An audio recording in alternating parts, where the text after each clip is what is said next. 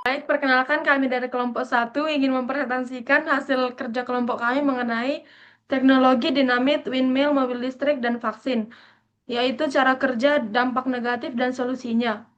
Adapun anggota kelompok kami yang pertama adalah Bintang Samudra, yang kedua adalah Al-Bukhari, yang ketiga Brigita Halo, Olivia Sinaga, yang keempat Raja Henardo Tarihoran, yang kelima Rahmat halo. Bukhari Siregar.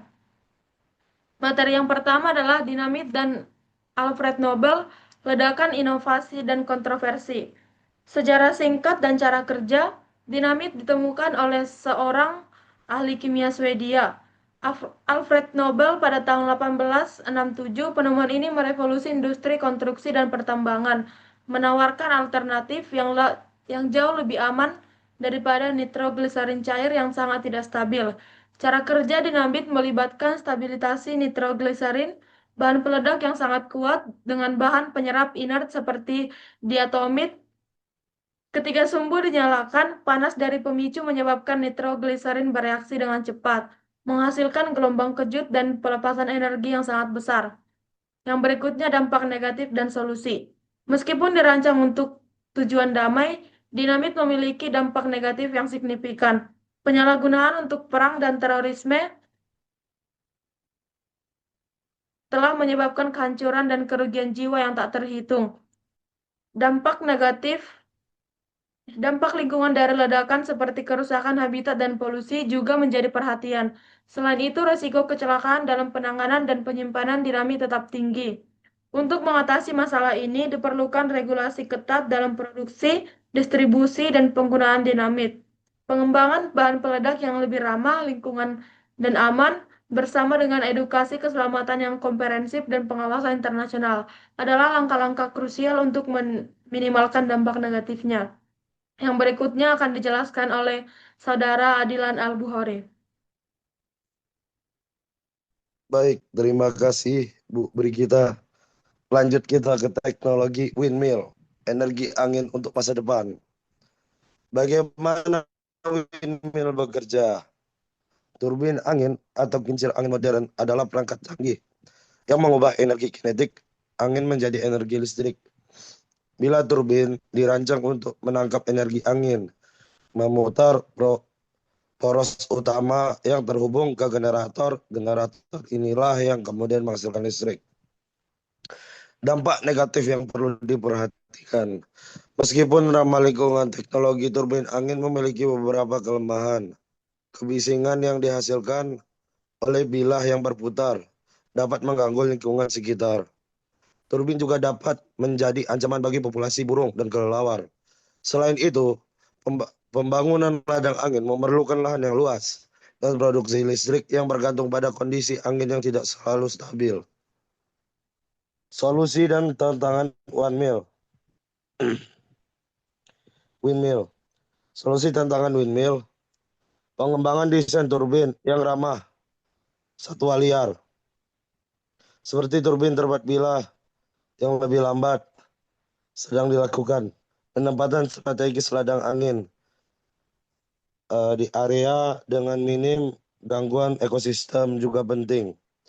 Integrasi dengan sistem penyimpanan energi seperti baterai besar dapat mengatasi masalah intermittensi angin. Teknologi turbin lepas pantai juga menawarkan solusi dengan efisiensi yang lebih tinggi dan dampak visual yang lebih rendah.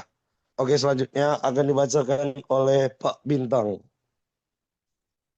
Oke, materi selanjutnya adalah mobil listrik, revolusi transportasi ramah lingkungan. Cara kerja mobil listrik beroperasi menggunakan motor listrik yang ditenagai oleh paket baterai litium berkapasitas tinggi, berbeda dengan kendaraan konvensional yang mengandalkan mesin pembakaran internal dan bahan bakar fosil. Mobil listrik menghasilkan emisi nol pada titik penggunaan. Energi listrik disimpan dalam baterai yang kemudian disalurkan ke motor listrik untuk menggerakkan roda. Proses ini tidak hanya menghilangkan kebutuhan akan bensin atau diesel, tetapi juga mengurangi kebisingan dan getaran, memberikan pengalaman berkendara yang lebih halus dan tenang. Dampak negatif dan solusi inovatif. Meskipun dianggap sebagai masa depan transportasi, mobil listrik menghadapi tantangan. Produksi baterai litium seringkali melibatkan penambangan bahan mentah yang intensif energi dan menghasilkan limbah berbahaya. Daur ulang baterai bekas juga masih dalam tahap pengembangan dan belum sepenuhnya efisien. Solusi meliputi investasi dalam pengembangan baterai yang lebih ramah lingkungan seperti baterai solid atau teknologi tanpa kobalt yang membangun infrastruktur daur ulang baterai yang efektif, perluasan jaringan, pengisian cepat, dan pengembangan teknologi. Pengisian nirkabel juga krusial untuk adopsi yang lebih luas. Selanjutnya akan dibacakan oleh Raja Hernando, silakan.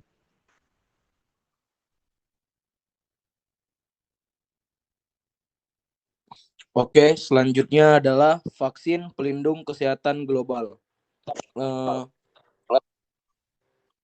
Yang pertama, mekanisme kerja vaksin. Vaksin bekerja dengan cara merangsang sistem kekebalan tubuh untuk mengenali dan melawan patogen tertentu tanpa menyebabkan penyakit. Ini dilakukan dengan memperkenalkan antigen atau bagian dari virus atau bakteri, atau juga materi genetik yang menginstruksikan sel tubuh untuk memproduksi antigen.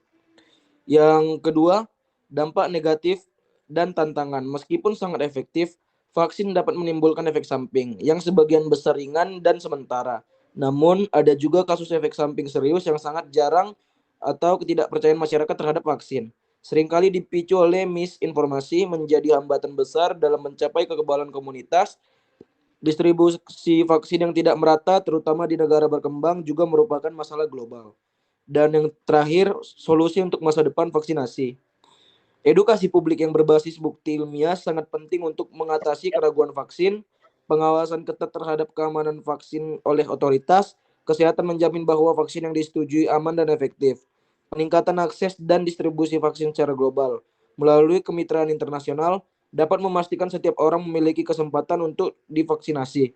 Inovasi seperti teknologi vaksin mRNA menawarkan potensi untuk pengembangan vaksin yang lebih cepat dan aman di masa depan. Kesimpulan, teknologi dengan manfaat besar, tantangan nyata. Setiap inovasi teknologi, mulai dari dinamit yang meledakkan gunung hingga vaksin yang melindungi jutaan jiwa, membawa serta dua sisi mata uang atau kemajuan luar biasa dan potensi risiko yang signifikan, yaitu manajemen risiko. Setiap teknologi harus dikelola dengan bijak, mengenali potensi bahayanya, dan mencari cara untuk memitigasinya.